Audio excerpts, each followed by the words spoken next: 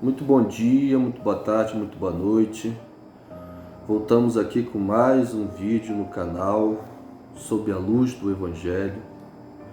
Antes de nós iniciarmos o nosso vídeo, eu gostaria que você fizesse um favor para mim, que você curtisse este vídeo, que você assinalasse o sininho de notificação, que você se inscrevesse no canal e que você compartilhasse para que mais pessoas possam ser abençoadas pelo Evangelho puro e simples, sem nenhum tipo de religião, sem nenhum tipo de distorção, porque eu estou buscando de todas as formas me instruir no Evangelho para ajudar. A vontade do meu coração é de ajudar e não de desencaminhar, desencorajar, mentir e enganar quem quer que seja. De antemão, eu quero que você tenha isso no coração, porque há muitas pessoas falando sobre Deus com as mais vis das intenções, mas o meu coração está com uma única motivação: ajudar aqueles que precisam de ajuda sob a ótica do Evangelho da graça de Deus, tá bom?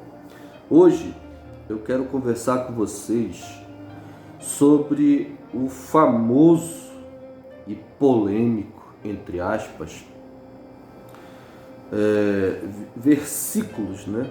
É o versículo 4 e o versículo 5 e o versículo 6 do capítulo 6 do livro de Hebreus.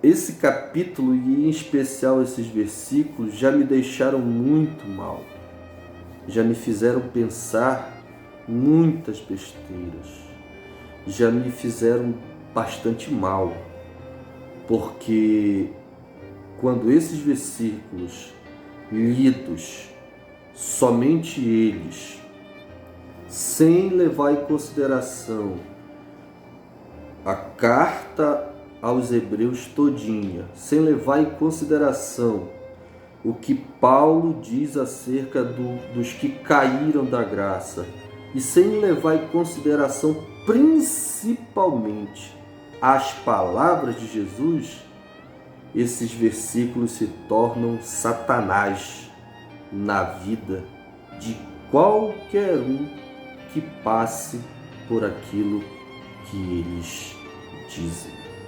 Tá bom?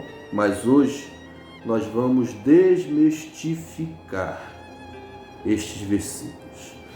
Então, para que você saiba do que nós vamos tratar hoje, diz assim os versículos 4, 5 e 6 de Hebreus, capítulo 6. Com relação gente, antes de falar o texto, eu gostaria de avisar para vocês que eu uso a Bíblia completa, a Bíblia judaica completa. Esta é uma Bíblia muito boa, minha gente. Eu recomendo vocês fazerem não é um gasto de dinheiro, é um investimento. Eu uso ela e também a Bíblia de Jerusalém, mas eu uso mais esta Bíblia porque a tradução dela é muito melhor e é feita por um judeu messiânico, o Dr. David Stern. Então, ela é maravilhosa, eu recomendo a vocês, tá bom? Às vezes pode diferenciar esta tradução daqui, principalmente da Almeida, que a maioria das pessoas usam, tá bom?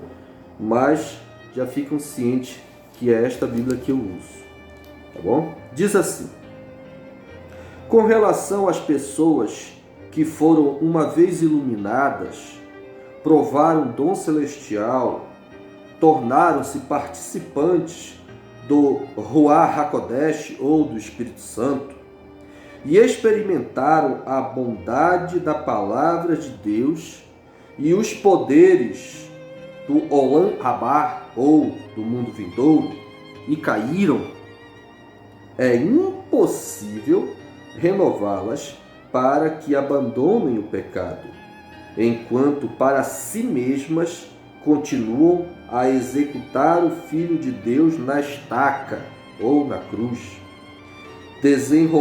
desonrando-o publicamente. Eu já passei por muitas situações na minha vida, meus amigos. Eu passei 4 anos na Universal, passei 1 ano na Igreja Metodista. Depois disso eu virei a cabeça.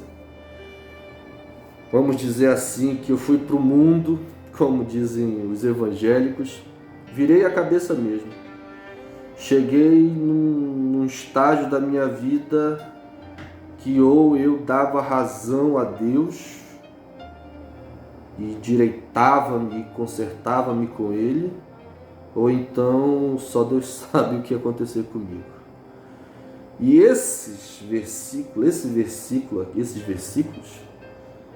são um demônio para quem não compreende o contexto, não compreende o livro de Hebreus, e geralmente eles são usados por pastores, bispos, apóstolos, profetas, seja lá o título que tiverem, para condenar as pessoas que foram para o mundo, condenar as pessoas que saíram das suas denominações, que deixaram as denominações deles, deixaram as doutrinas deles.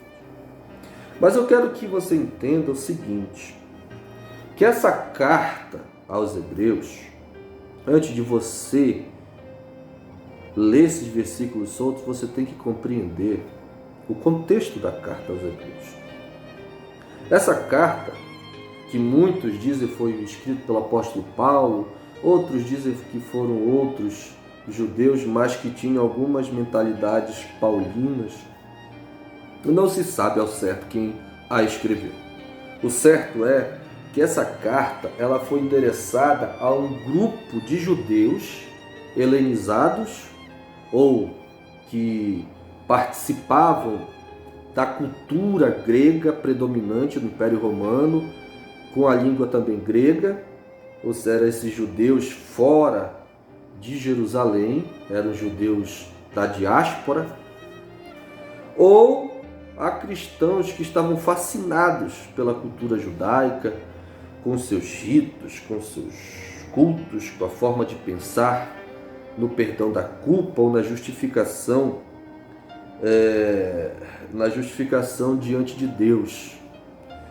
Porque era uma tentação para os judeus helenistas e para os cristãos recém-convertidos misturar judaísmo com a fé recente dos cristãos. Era uma tentação, porque Jesus era judeu. Jesus viveu na cultura judaica.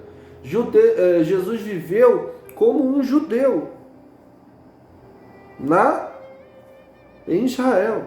Então, era uma tentação você fazer essa miscuidade, você fazer essa mescla. E até hoje é uma tentação. Não são poucos os grupos de judeus messiânicos, mas que tentam fazer essa hibridização da lei e da Torá do Cristo eterno. Se você não tiver essas informações em mente, você não vai compreender esse texto.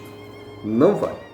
Não vai, porque você precisa compreender o que a carta aos Hebreus diz, de que assunto ela está tratando. E é por isso que você precisa lê-la por inteiro. Por inteiro. De uma só vez. Ela é pequena, ela tem... Nem lembro quantos capítulos ela tem, capítulos. Ela tem 13 capítulos.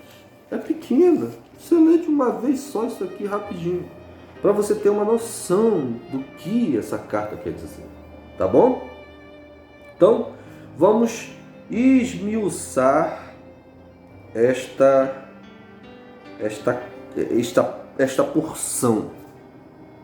Tá bom? Vamos esmiuçar. Em primeiro lugar, o apóstolo, ou quem quer que tenha escrito, disse assim: com relação às pessoas que foram uma vez iluminadas. Essa palavra iluminado significa que essas pessoas uma vez tiveram conhecimento. Elas entenderam o ponto principal, o cerne da mensagem da cruz. Mas na verdade a maioria nunca entendeu. E eu vou explicar para vocês qual é o cerne da mensagem do Evangelho. Em primeiro lugar, vocês têm que entender que a mensagem do Evangelho, o ponto central é uma: Deus estava em Cristo, reconciliando consigo mesmo o mundo, as pessoas, não imputando aos homens as suas transgressões, os seus pecados, as suas culpas. Este é o cerne da mensagem da cruz. A vida, a morte e a ressurreição de Cristo.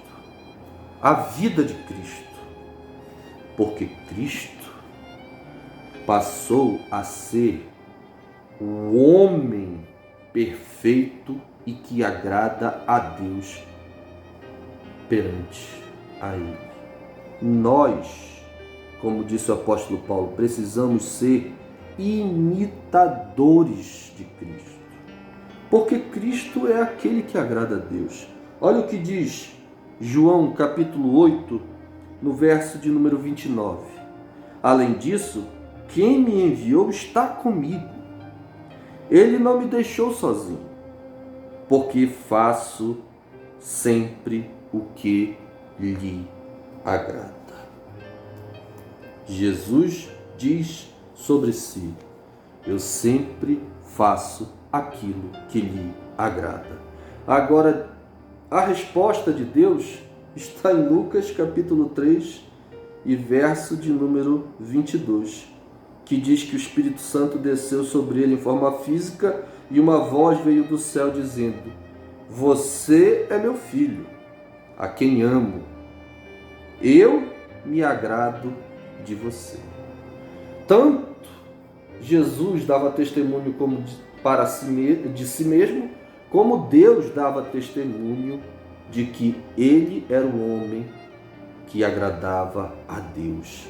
Se ele era o homem que sempre agradava a Deus, ele passa a ser o nosso modelo para imitá-lo, para ser como ele era, porque ele sempre agradava a Deus. Ou, por exemplo, quando Jesus se transfigurou lá no monte para Tiago, João e Pedro, quando a voz que estava numa nuvem que envolvia os discípulos disse: este é meu filho amado, em quem tenho prazer, ouçam.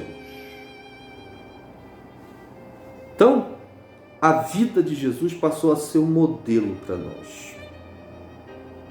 A morte porque quando ele gritou tetelestai, está pago, todos os nossos pecados, como diz Isaías 53, caíram, vieram sobre ele, para que quando ele morresse, ele de uma vez por todas, para o universo, para o multiverso, para os espíritos das outras dimensões para o diabo, para os poderes, para as soberanias, para os anjos, para quem quer que fosse, ficar sabendo de que os pecados dos seres humanos tinham sido pagos quando ele morreu.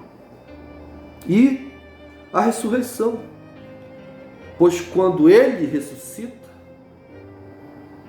ele nos dá o exemplo de que nós morremos em Cristo e ressuscitamos em Cristo para uma novidade de vida, como disse o apóstolo Paulo. Ele ressuscitou, ele venceu a morte para que nós vencêssemos junto com ele, pois ele é o primogênito de tudo que se possa ser primogênito. Principalmente, ele é primogênito daqueles que venceram a morte. E nós somos aqueles que venceram a morte por eles. Então você tem que entender isso. Porque se você não entender isso, vai ficar difícil a pessoa dizer que uma vez ela foi iluminada. A maioria das pessoas não foi iluminada. Nunca entrou no coração, nunca elas se apegaram em fé nessa confissão de que não é, e isso não é uma doutrina, isso não é algo que é apenas uma informação, isso tem que ser verdade no coração de cada um de nós. Porque se não for assim, nós nunca vamos ser livres do medo, da culpa, dos pecados, porque a gente precisa ser aprimorado nele, e só podemos ser aprimorados nele se nós de fato crermos nisso que é a base do Evangelho. Isso é o alicerce da fé.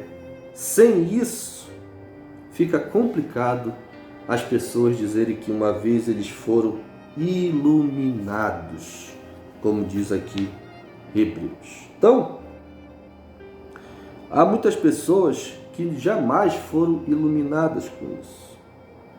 Nunca.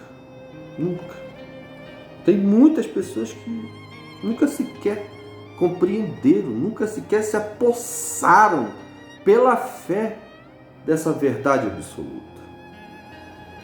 Como eu ia dizendo, quando a gente entende isso, a gente compreende que nada mais é preciso ser feito ou adicionado.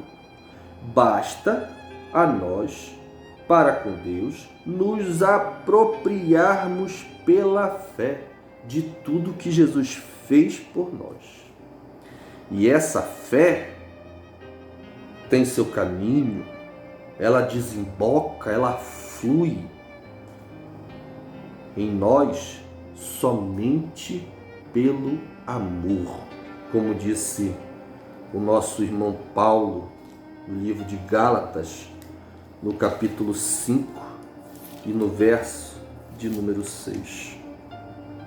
Quando nos unimos ao Messias, quando nós somos iluminados e nos apropriamos do Messias, nem a circuncisão, ou seja, nem a lei, nem a incircuncisão, nem a gentilidade nossa importam.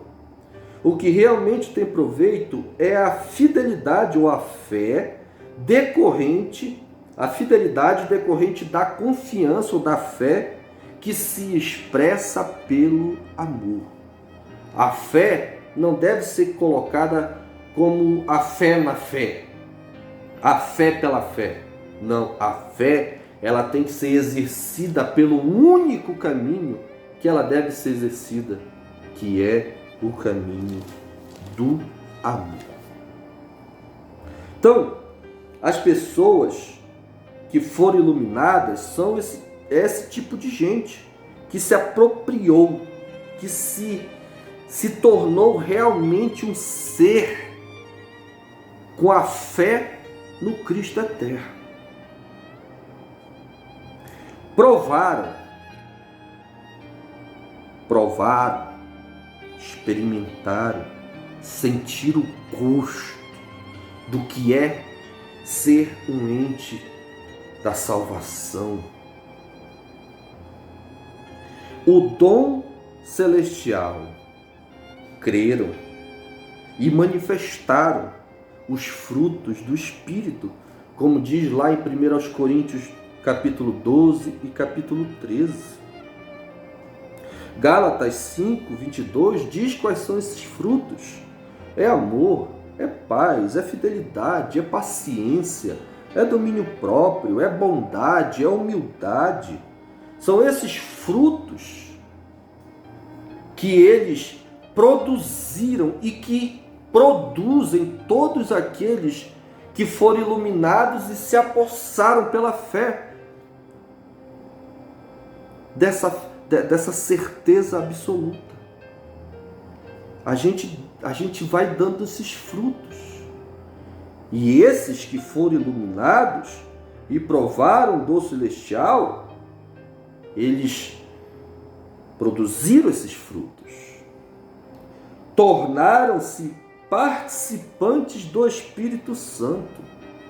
Eles provaram do Espírito de Deus, produzindo esses frutos. Experimentaram a bondade da palavra de Deus. Eles provaram da palavra da verdade de Deus. Quer provar da palavra? Quer provar da verdade? A verdade não é a palavra de Deus, perdão, não é a Bíblia. Não é a Bíblia. Eu gosto, eu amo. Todo dia eu leio a Bíblia. Minha esposa é testemunha disso. Todo santo dia eu estou com a minha Bíblia lendo. Mas ela não é a palavra de Deus. A palavra de Deus é Cristo. João 1. E o Verbo estava com Deus. E o Verbo era Deus. A palavra de Deus era Cristo. É Cristo. E o capítulo 19, no livro de Apocalipse, mostra o Verbo de Deus, a palavra de Deus, e descrevendo a Jesus. De modo que esses que foram iluminados, eles tiveram a experiência de entender e de crer no que realmente o Evangelho diz, naquilo que realmente Jesus disse e é verdade segundo o que Jesus deixou dito ou que ele encarnou. Então esses homens não são leigos, eles não são neófitos, eles não são pessoas que acabaram de iniciar na fé. Não, esses homens aqui, e esses homens, quando eu falo homens, eu falo do gênero humano. Essas pessoas, elas tiveram uma profundidade na palavra de Deus. Elas tiveram uma profundidade com Cristo eterno, nos seus ensinos. Eles tiveram iluminação, entendimento da boa vontade do Senhor. E os poderes do mundo vindouro, eles tiveram manifestações dos dons do Espírito Santo. Como diz lá, dos frutos do Espírito, é Gálatas 5, os dons do Espírito. Está lá em 1 Coríntios 12, 13, minha gente. Então, essas pessoas, elas também provaram dos dons celestiais, dos dons do mundo por vir, e caíram. Agora, esse caíram é que é o X da questão. Gálatas, capítulo 5, o nosso amigo Paulo vai dizer o que é cair. O que é cair? O que quer dizer cair? Porque a maioria dos evangélicos, eles acham que cair da graça é transar com quem não deveria transar. Porque o único pecado que existe para a maioria dos evangélicos é o adultério ou é o sexo antes do casamento.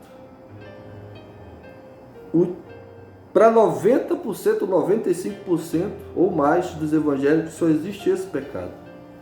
Não existe o orgulho, não existe a soberba, não existe a avareza, não existe a mesquinhez, não existe a divisão, não existe a discussão, não existe essas coisas. Só existe o sexo ou antes do casamento ou a traição. Aí quando uma pessoa faz isso, que é uma relatividade humana, ele simplesmente é taxado como aquele que caiu. Mas como eu disse, o livro de Hebreus não fala de pecados humanos. O livro de Hebreus fala do que é o pior pecado que existe, que é a apostasia. E Paulo, comentando com os da Galácia a respeito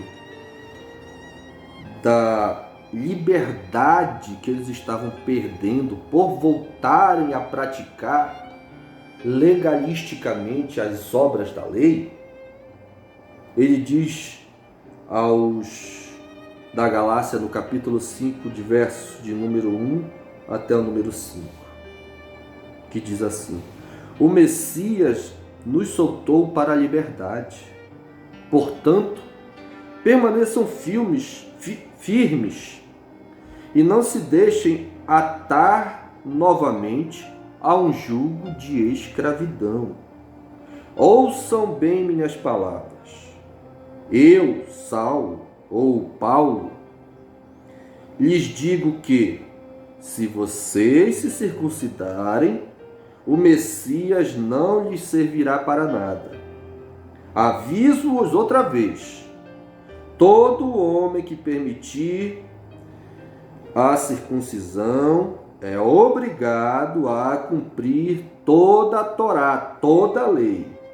Vocês que tentam ser declarados justos por meio do legalismo, por meio das obras da lei, estão separados de Cristo. Vocês caíram da graça de Deus. Romanos, capítulo 10, Paulo diz a mesma coisa. Capítulo 10, versículo 1 em diante. Irmãos, o desejo mais profundo do meu coração e minha oração a Deus acerca de Israel é para a salvação deles. Porque posso testemunhar sobre seu zelo para com Deus. Todavia, eles não se baseiam no entendimento correto, pois desconhecem o modo de Deus tornar as pessoas justas e, em vez disso, procuram fazê-lo do seu jeito, não se submetendo, portanto, à forma divina de tornar as pessoas justas. Quando o escritor de Hebreus diz que esses homens que foram iluminados, estes homens que provaram do celestial, estes homens que foram participantes do Espírito Santo, que experimentar a bondade de Deus, da palavra de Deus e dos poderes do mundo vindouro, quando estes homens experimentados no entendimento, na verdade, caíram. O escritor de Hebreus está falando do cair para trás, do cair para a lei, da justificação que eles estavam tentando fazer, não de acordo com a justificação correta que é Jesus, o único caminho e o único que pode tornar os seres humanos justos diante de Deus. Eles estavam voltando para a antiga aliança, voltando para as obras mortas, voltando para as sombras, voltando para aquilo que já tinha finalizado. Porque capítulo 10 e versículo de número 5 do livro de Romanos diz: o fim da lei é Cristo para a justificação de todo homem. Então, quando Cristo veio e se encarnou, ele acabou com a lei, acabou com a antiga Torá e inaugurou a nova Torá, que até mesmo o Isaías disse que o Messias traria uma nova Torá, uma nova lei. E a lei de Cristo é baseada no amor, na fé que atua pelo amor. E como disse Paulo, a justificação do homem não é segundo esta lei antiga, mas é segundo a fé que atua pelo amor.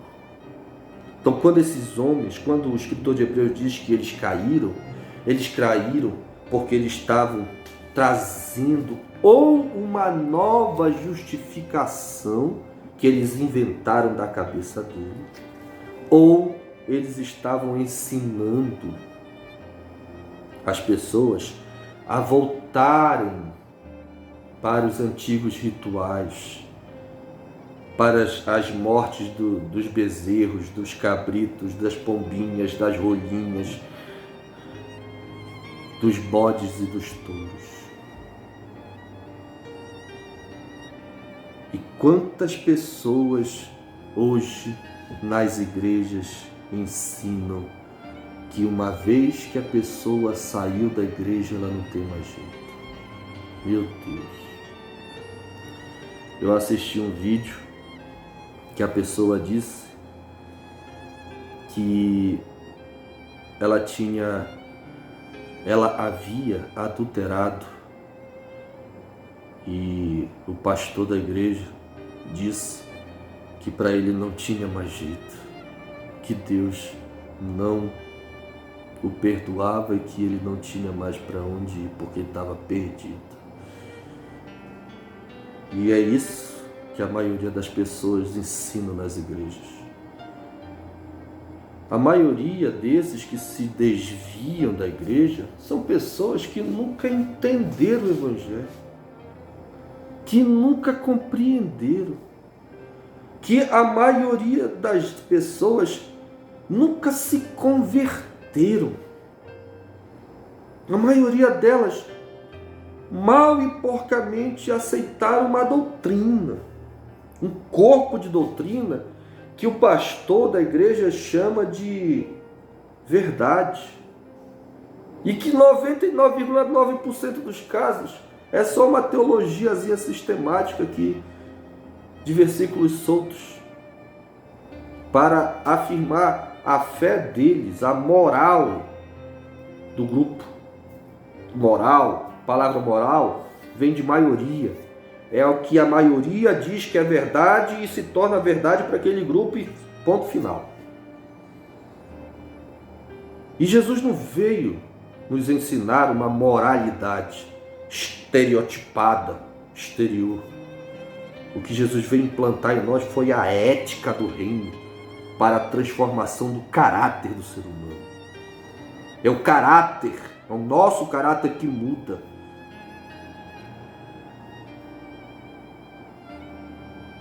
Enquanto milhões de pessoas que já passaram pelos tempos e estão sofrendo dessa dor que um dia eu também sofri. Um dia eu também sofri.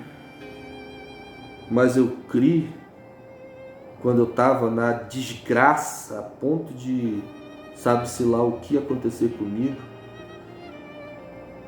o Espírito Santo, que nunca desistiu de mim, me fez lembrar um versículo que diz: aquele que vem a mim, eu de maneira nenhuma o lançarei fora. Esse foi uma porção do Evangelho que me fez entender que Deus não me rejeitava, não me rejeitava, nunca me rejeitou, nunca vai me rejeitar, e nem a você. Você que está longe da igreja, da denominação, você simplesmente ficou de saco cheio de tanta doutrina, de tanta mentira, de tanta perversidade, de tanta fofoca, de tanta intriga, de tanta divisão, de tanta hipocrisia. Você só ficou de saco cheio. Quando se você era sincero, você ficou assim. Se você era um hipócrita mentiroso, você simplesmente cansou. Ou você foi pego no flagra da sua hipocrisia. No mais é só isso. É apenas e simplesmente isso. Os verdadeiros caídos, em geral, estão nos templos, estão nos púlpitos, ensinando a perversidade que eles tomaram para si. Porque a maioria deles sabe, ou, na verdade, esses caídos aqui, eles sabem da verdade. Só que a verdade passou a não dar lucro para eles. E aí, se perguntar a eles, a maioria esmagadora vai ter na sua origem o dinheiro, o amor ao dinheiro, ao poder, a manipulação que eles podem e têm o poder de fazer nas pessoas. Por isso, você que está aí, não perca tempo. Não é impossível para Deus, porque para nós é impossível, mas para Deus tudo é possível. E eu não creio, eu não usaria essa palavra impossível, eu usaria a palavra improvável, que não é provável, que é algo que não tem uma porcentagem alta de acontecer, mas que pode acontecer. E eu creio que esses que estão vivendo na hipocrisia deliberada, no fingimento, no ensino errado, eles podem se arrepender. Eu posso, porque eu pude me arrepender. E que não fui eu que me arrependi, claro, foi o Espírito de Deus que me estimulou ao arrependimento. Por que o Espírito Santo não pode fazer isso neles? Não é impossível. Os impossíveis aos homens é possível a Deus, Jesus disse.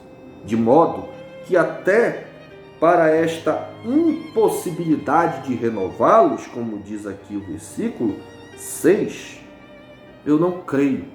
Eu creio que é improvável, que é 1000 vezes mais difícil um desses se arrepender do que aquele que não entendeu nada, que nunca compreendeu nada, que estava lá na igreja porque estava afim de alguém, ou porque ele estava fazendo uma fezinha para ver se ele ganhava dinheiro, porque devolver 10% e receber a promessa de que Deus vai mandar muito mais, é muito fácil, né?